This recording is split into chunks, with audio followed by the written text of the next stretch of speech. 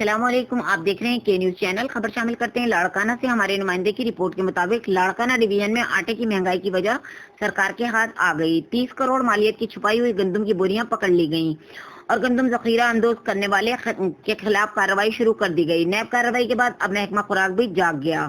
تفصیلات کے مطابق محکمہ خوراک میں اربوں روپے کے غبن پر نیب کی تحقیقات کے بعد محکمہ خوراک بھی حرکت میں آ گیا اور Larkana deputy director food Larkana region Abdul Ghaffar Shaikh نے بڑی کارروائی کر ڈالی۔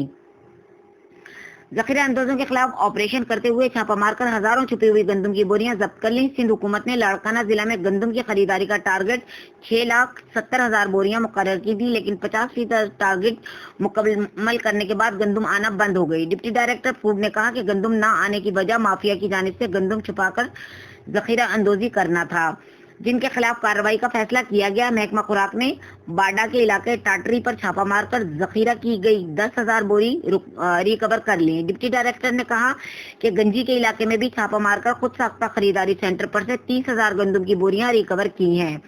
مذکورہ علاقے کی جونیجا رائس مل اور گیرلی راجپوت رائس مل 50,000 گندم بوری ریکور کر لی گئی اور وہاں حفاظت کے لیے پولیس مقرر کر دی گئی، جو سرکاری گوداموں میں شفٹ کی جائیں گی۔